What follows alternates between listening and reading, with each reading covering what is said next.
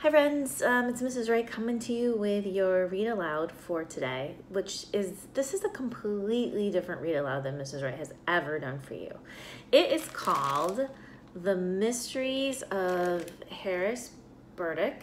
I don't know if you can see the cover very well. I'm gonna just read the summary because I think that'll help explain this interesting story. In 1983, Chris Van Allsburg came across several old fascinating pictures that only had a caption to go with them. He has compiled them in this book in hopes that people will make up their own stories to go with the pictures and captions. All right, so here's your two-sentence summary. Get that written down. Stop the video so you can copy it or take a picture, however that works for you. So how I heard the story is this. Chris Van Allsburg was he was signing books at a bookstore, and a man waited until the very end. There's a video, by the way, to watch that'll tell this story. He waited until the very end of the signing and had a pile of pictures for Chris Van Allsburg to look at. And he said, the only thing I know, and this man had dropped, the stranger, Harris Burdick, that's the only thing people know about him, is his name, had given this man these pictures 30 years ago. And all he said was his name. He had pictures. He said there were stories that went with them. But the man, he was supposed to come back the next day, and the man never did. So this gentleman held on to these pictures all these years and then gave it to Chris Van Allsburg. And Chris Van Allsburg put it into a book. And yes, Fritz is in here. And compiled the book. But it's interesting. What's so interesting about it is, this is one of my favorites, there's not a story. It's just the pictures. So your creative little minds get to look at these pictures, and you guys get to think about what the story is. So this is the picture, and the caption is, under the rug, 2 weeks passed and it happened again. Ooh. So what happened 2 weeks, and what's under this rug? Is it an alien? Is it a creature that's found its way into his house? I don't know. So this is going to be our story today. So when he published this, it was so popular that he did several years later, they compiled this other book, The Chronicles of Harris Burdick. 14 amazing authors tell their tales. So a bunch of really famous authors saw those pictures and got excited about them, and they wrote their own short stories of the pictures. So we'll choose our favorite picture, and I can share with you some of the famous authors and what they thought the picture meant. Okay, so this is going to be unusual, but we're gonna get through it. So you're looking for, where's Fritz? So which page is your favorite? So your question of the day is, what page is your favorite? What page is your favorite? Why? Which picture do you like the best? And how would you continue the story? So whatever one is your favorite, you're gonna write down, and then how would you continue the story? So the caption, and then you're gonna take it from there, okay? Now, there are no wrong answers here. This is all what you think. No wrong answers, okay? So don't get stressed about it. It's just what you think. It's just kind of a fun little thing, little break from what we've been doing, okay? All right, so I'm gonna show you the pictures and tell you a little bit about this. I'll read this first. There is an introduction. I'll just read it to you. I first saw the drawings in this book a year ago in the home of a man named Peter Wenders. Though Mr.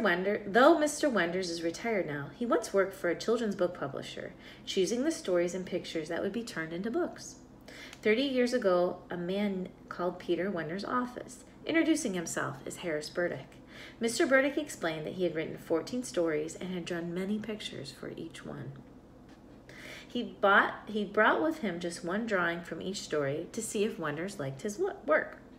Peter Wenders was fascinated by the drawings. He told Burdick he would love to read the stories, and that went with them as soon as possible. The artist agreed to bring the stories the next morning. He left the 14 drawings with Wenders, but he did not return the next day. or the day after that, Harris Burdick was never heard from again. What a mystery. Over the years, Wenders tried to find out who Burdick was and what had happened to him, but he discovered nothing. To this day, Harris Burdick remains a complete mystery. His disappearance is not the only mystery left behind. What were the stories that went with these drawings? There are some clues. Burdick had written a title and caption for each picture. When I told Peter Wenders how difficult it was to look at the drawings and their captions without imagining a story, he smiled and left the room. He returned with a dust-covered cardboard box. Inside were dozens of stories, all inspired by Burdick's drawings. They had been written years ago by Wenders' children and their friends. I spent the rest of my visit reading these stories. They were remarkable. Some were bizarre, some funny, some downright scary. In the hope that other children will be inspired by them, the Burdick drawings are reproduced here for the first time. Here's your first picture. These things are like floating, okay? And it says, Archie Smith, boy wonder. A tiny voice asked, is he the one? So you can infer that the tiny voice is coming from these guys. Is he the one? So some questions you might think of, is he the one for what? So just remember the ones that you really enjoy. Here's the next one. This is one of my favorites. Under the rug, 2 weeks passed and it happened again. I love it. I love his face, his kind of angry face. And what is that under the rug? What is that? This one is called A Strange Day in July. He threw with all his might, but the third stone came skipping back. So he's skipping stones. He skipped 2, and the third one came back. So your question would be, how did it come back? What happened? Look at the little girl. They're like, what? This is kind of a fun one too. So this is Venice. See the bridge and the water, and there's a cruise ship. It's called Missing in Venice. Even with her mighty engines in reverse, the ocean liner was pulled further and further into the canal. Ooh, I wonder why. This is the one that's on the cover. Another place, another time. If there was an answer, he'd find it there. Now remember one of these that you like. Choose one that you like.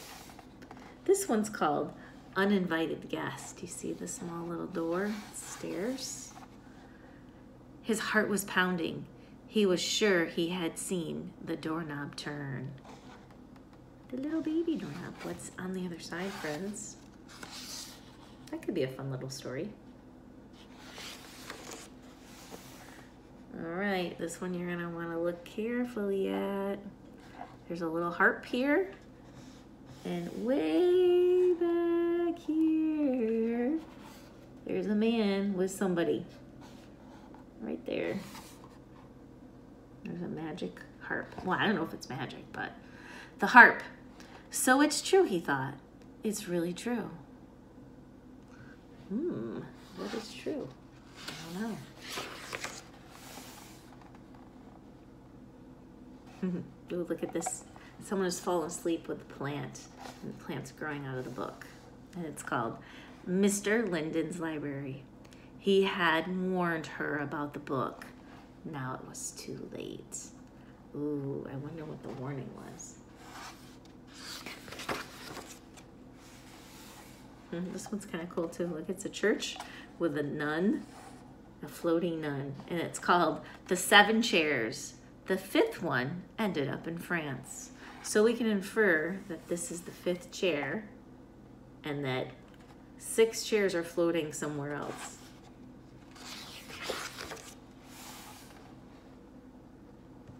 This one's called The 3rd Floor Bedroom. It all began where someone left the window open. Ooh. I don't know what happened. Why is the window open? Whoa, look at that. It's a glowing pumpkin. Just dessert. She lowered the knife and it grew even brighter. So as she's getting ready to cut the pumpkin, it's glowing brighter and brighter. Why is it glowing, friends? Okay, we have this one. It's like a captain. This one's called Captain Tory. He swung his lantern 3 times and slowly the schooner appeared. So he swung the lantern 3 times and then this boat appeared. I don't know. This is really cute. I love this girl. Oscar and Alphonse. She knew it was time to send them back. The caterpillar softly wiggled in her hand, spelling out goodbye. So she's holding on to these caterpillars. She knew it was time to send them back. The caterpillar softly wiggled in her hand, spelling out goodbye. I wonder where she got those caterpillars from. What kind of adventures did they have together?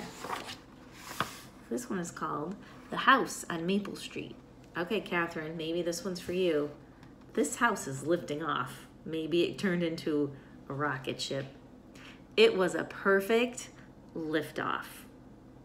It's called The House on Maple Street. All right, friends, that's the last one. So rewind it, watch it again, figure out which one you like, okay? And here, question of the day. Which page was your favorite and why? So pick a picture that you like the best and then write why you like it. Now here, try to come up with a little bit about the story. Okay, you have to write a whole story. Just write maybe a few lines about what you think could have happened in that story. All right, friends, I hope you enjoyed that different kind of look at a Chris Van Allsburg book. All right, have this done by 11:10 so we can have a talk about it. Okay, bye, friends. Bye.